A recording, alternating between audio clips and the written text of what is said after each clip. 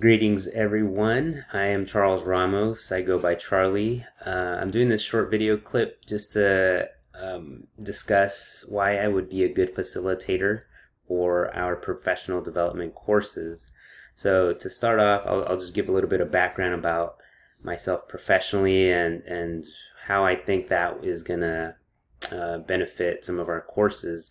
For the last 6 years, I've taught online for Cal Baptist University, specifically the kinesiology department, where I've taught courses such as research method, care and prevention of athletic injuries, foundations of kinesiology, first aid and safety, and movement anatomy. And the course that I've taught the most is care and prevention of athletic injuries, and I think that's the course that I think relates the most to what our instructors in the kinesiology department are kind of going through, which is trying to make either skills-based activities or evaluations converted into a distance education format, which if this is the first time you're trying to do that, it can be kind of daunting. And I've had experience in doing that, in trying to evaluate students performing practical skills and doing that in a manner that engages the student and doesn't make them feel isolated. So I think that's kind of where my background will help. The other portion is the 3 years that I did my doctorate degree in a doctorate in health science. The format was mainly online. There was a short period where I was actually on campus, but everything else was online for 3 years. So I got to do a couple of things that I feel are very relevant. One was group collaborations. There was a few assignments where I had to take the lead and collaborate with 3 or 4 other students in creating a presentation and a project. And in face-to-face, sometimes that could be, even in that format, it can be difficult, not to mention in a distance education format where you're trying to collaborate with people that are in different time zones, and may have different expertise in technology. So I think the experiences that I had with that will benefit here, because there's a lot of little pitfalls that come with trying to collaborate with other people. The other thing was defending my dissertation. I had to do that online, and it may feel a little bit more comfortable not being in the same room as people, but at the same time, you kind of feel like you're on camera, and trying to answer questions and making sure that your video feed is okay. So there's a lot of little technicalities that you have to worry about in presenting professionally in an online format.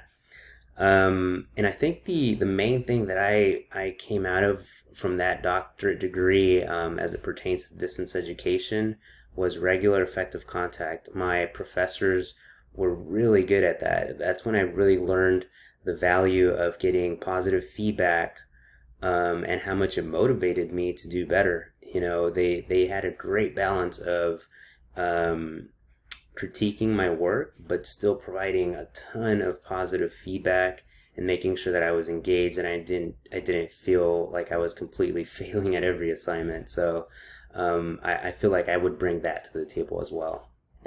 All right, so let me give you a quick little tour of my course shell that I've been developing in the BEOI training. And thanks to Ann Kingsley, and everyone else, all the other facilitators that have kind of guided us through putting all this stuff together. I'm used to using Blackboard, so Canvas is a new LMS for me, but there's a lot of similarities, a lot of things that I can pick up pretty quickly. So here's my home page, contact information, start here button, and we'll get to the modules. So here is my syllabus, which I've embedded with the preview.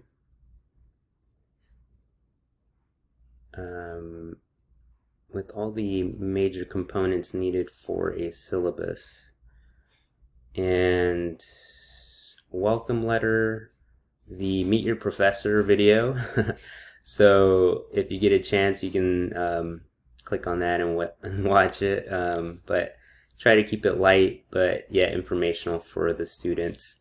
So I think one of the highlights of my course shell is the meet and greet, because I think it's a great exercise for this course, because the students that are going to be taking this course, I don't think this is not really what they signed up for. They were thinking of like, hey, I'm gonna play baseball or I'm gonna play football, but now I have to do this extra class. Well, to kind of give them a good icebreaker, this is a great discussion where they're going to describe an early childhood memory of their sport, how they felt and their reactions to it.